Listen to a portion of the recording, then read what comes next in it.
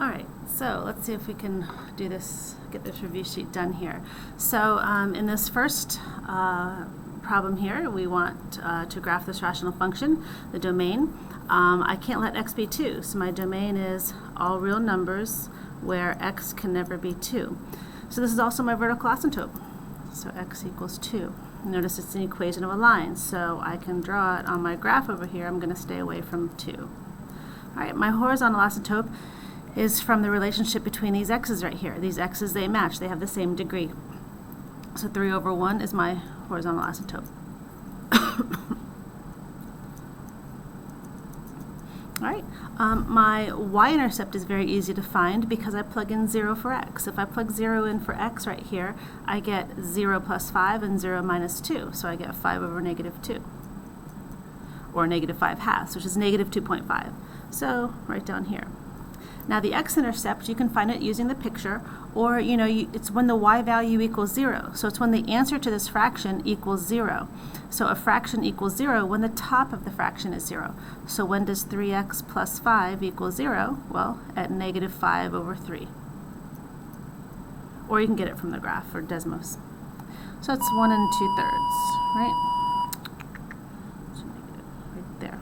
Okay, so the rest of this, you would type this into your calculator and to get the picture. So it would go around like this and come on up here. And this other part would be up here. Okay, the end behavior, remember the end behavior matches a horizontal asymptote. This graph goes towards 3 as you go out to the left and to the right.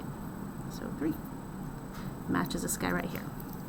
Okay, so this next little piece. On this next little piece, basically just doing the same thing we did up here, but not having to graph it. So my domain, remember everything has to be factored. So this bottom piece, the denominator, has 2 plus x and 2 minus x when I factor it. So that means that all real numbers, x can't be plus or minus 2. Over here, x can't be 3. So all real numbers where x cannot be 3. And here, when I factor that, I get x plus 5 and x plus 2 when I, 2 and 5 multiply to 10 and make 7.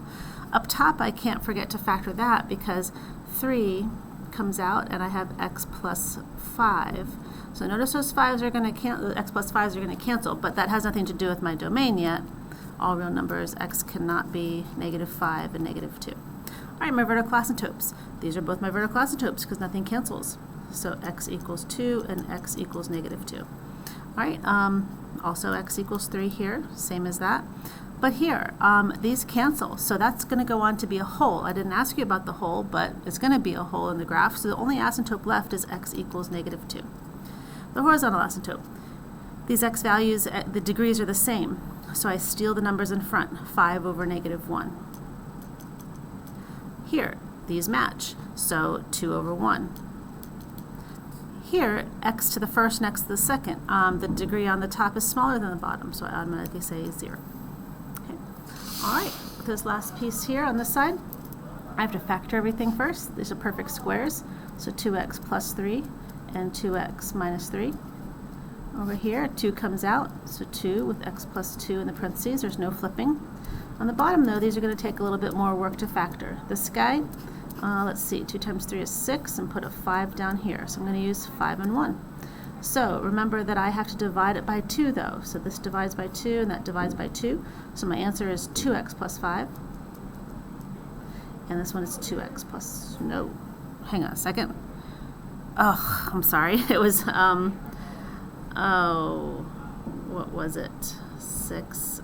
I was multiplying to 5. I'm sorry. Ugh. So anyway, let's start over. 6 and 1. 6 and 5. I have to multiply to 6, so I'm going to pick 2 and 3. Sorry about that. I'm still going to divide by 2. So that makes a 1. And 2x plus 3. X plus 1. All right. Here we go. 2 times negative 6 is negative 12. And I got a 1 down there. So I use 4 minus 3. Right? 4 minus 3. Now I'm unsure of myself. All right, yeah, that's fine. And I divide by 2. So divide by 2. So I get x plus 2. And over here, 2x minus 3. All right, so now your cancellation comes. These cancel. 2x plus 3's cancel. X plus 2's cancel, so actually the only thing left is 2 over x plus 1. So 2 over x plus 1 is my solution, or what I reduced to. Alright, over here I have a fraction, it's division, so the top part of the fraction stays the same. P minus 2 over 35 p to the 6. So the bottom part, remember, flips up and multiplies. So this becomes 7p to the 4th, and the bottom is 2 minus p. Alright, so right away I notice this cancellation here, but they're opposites, so I put a negative 1. 7 and 35 reduce to 1 and 5. And P4 and P6, P4 totally goes away, leaving me 2 here. I subtract those. So on top, all I have is a negative 1. And the denominator, I have 5 times p to the 2nd. So it's hard to see through everything there, but that's what's left. Okay, let's go over to the back side. So on the back here, I am putting these two fractions together. So I need a common denominator. So I'm giving an x minus 3 to this. And here I'm giving an x plus 7. And I'm going to put the x plus 7 over here. Okay, so when all is said and done, I have x plus 7 and x minus 3 in the denominator. Doesn't matter what order. Up top, I have 4x times x plus 7 minus 5 times x minus 3. So I'm going to work that out. So I got 4x squared plus 28x minus 5x. And be careful, minus minus is plus 15. So when I clean that up, it's going to be the numerator. So 4x squared, 28 minus 5 is 23x, and then plus 15. So if you make any mistakes multiplying this stuff out or forget an x somewhere, it affects your answer. All right, for number 6. Number 6, there's a hole in the graph. So remember, holes are when we have cancellations. So let's factor this up here. I have x plus 3 and x minus 3.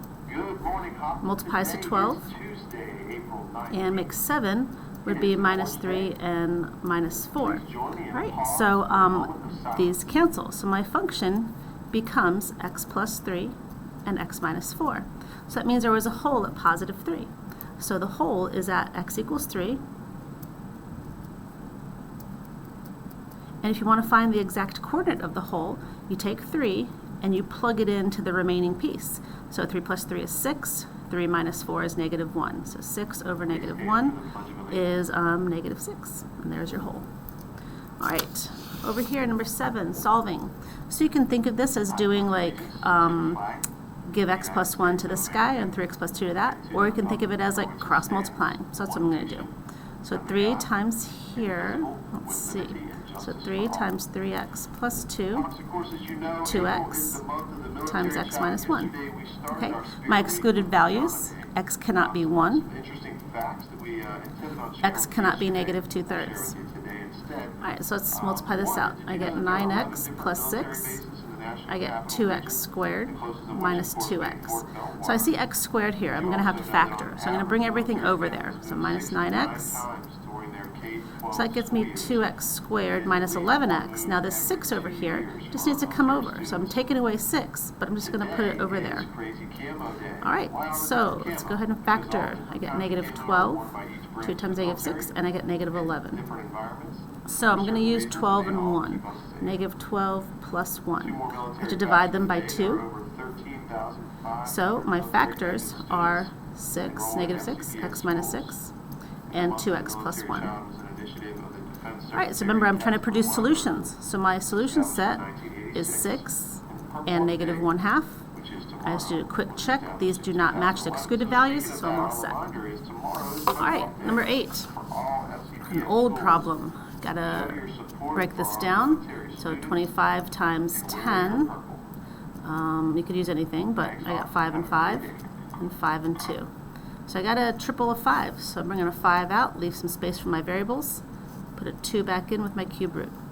3 goes into 5 once with 2 left.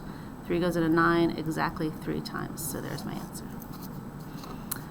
All right, number 9. This is a square root function. Remember, a normal square root function starts in the center and curves up a little by little up that way, up to the right. So what has been done to this graph? Well, first of all, it's been moved right 3 and up 4.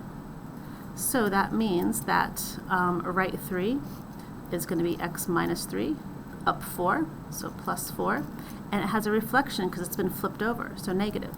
Now remember, you can always go to your calculator, oopsie, you can always go to your calculator and let's just graph this and see if it's right. So negative, we got a square root, x minus 3, and then plus 4. So, you just press graph usually, but there's that same picture on the screen. Okay. All right, over here, which equation is most likely this rational function? So first of all, when I look at this, I notice I think there's an asymptote here at -1. So if there's an asymptote at -1, that means it's a number I'm not allowed to use. So that looks like something for C and D. This is +1, and that's 2. That has nothing to do with anything. All right.